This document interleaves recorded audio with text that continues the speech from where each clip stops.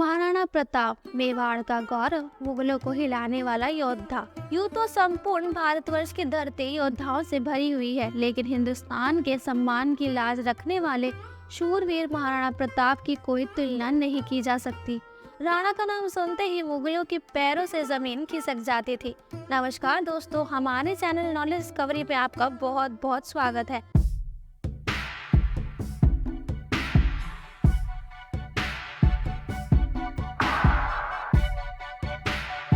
आज हम knowledge discovery पर लेकर आए हैं महाराणा प्रताप, मेवाड़ का गौरव, मुगलों को हिलाने वाला योद्धा।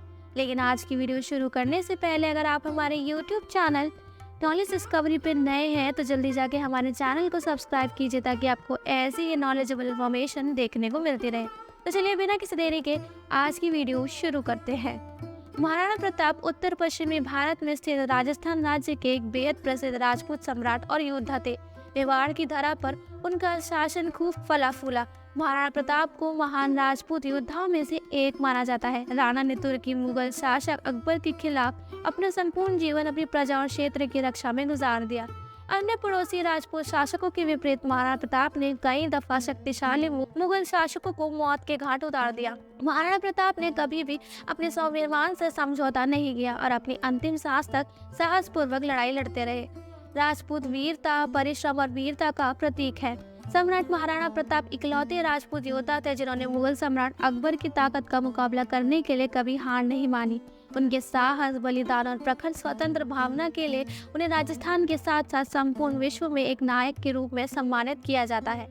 महाराणा प्रताप का बचपन। महाराणा प्रताप सिंह राजस्थान के मेवाड़ में सिसोदिया राजपूत राजवंश के राजा उदय सिंह के तीसरे बेटे थे। राणा का जन्म 9 मई 1540 को कुंभलगढ़ में हुआ। महाराणा प्रताप सिंह का बचपन उनके परिवार के लिए बहुत ही कठिन था। उनके पिता राजा उदय सिंह की संपत्ति पर कई आंधी तूफान आए थे जिससे उन्हें बड़ी हानि हुई थी। उदय सिंह को अपनी जमीनों के बचाव के लिए इधर से उधर घूमना पड़ता था और समय समय पर उनका गुस्सा राणा प्रताप पर ही निकलता था। इस वजह से राणा प्रताप सिंह को बचपन से ही संघर्ष के जीवन का सामना करना पड़ता था।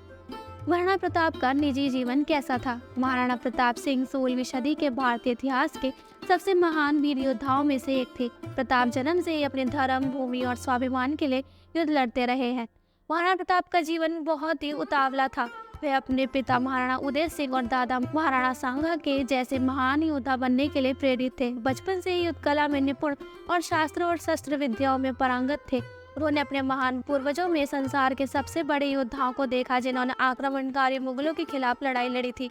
महाराणा प्रताप ने भी अपने पूर्वजों की तरह ही राजस्थान के लिए जीवन भर संघर्ष करते रहे और तमाम लड़ाइयाँ लड़ी। प्रताप सिंह ने मुगल सम्राट अकबर के खिलाफ खड़े होकर विजय पाने के लिए कई युद्ध लड़े। 1576 ईस्वी में हुआ हल्दी घाटी का युद्ध महाराणा प्रताप के लिए एक विशेष युद्ध था। इस युद्ध में महाराणा प्रताप ने अपने सबसे अच्छे योद्धाओं के साथ खुद लड़ाई लड़ी और मुगल सेना को बुरी तरह पराजित किया।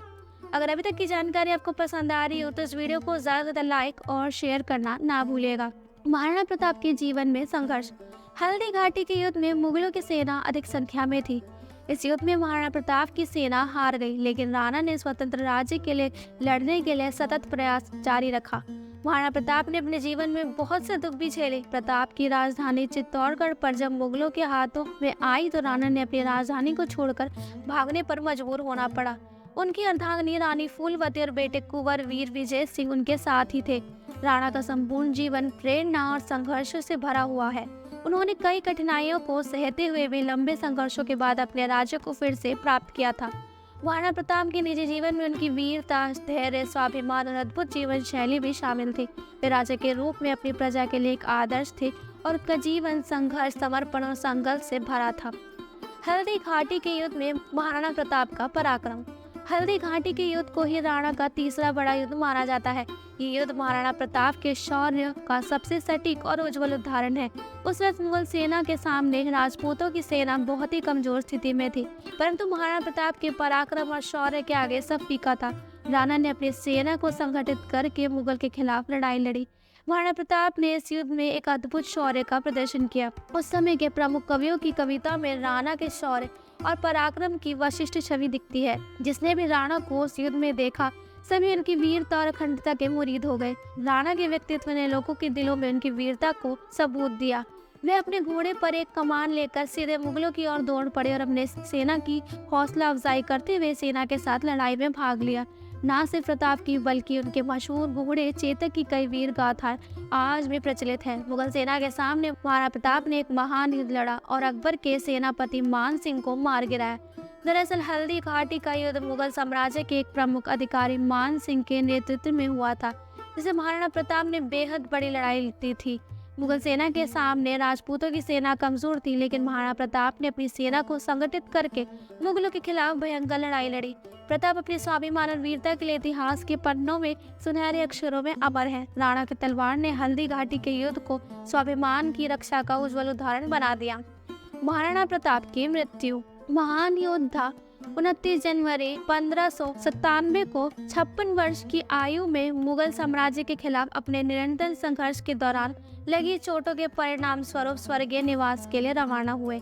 उनके सबसे बड़े पुत्र अमर सिंह ने उन्हें मेवाड़ के सिंहासन पर बिठाया और उनकी मृत्यु से उनके भक्तों को महान दुख हुआ था। महाराणा प्रताप की मृत्यु से पहले उन्होंने जीवन में कई अहम संघर्ष जीते थे।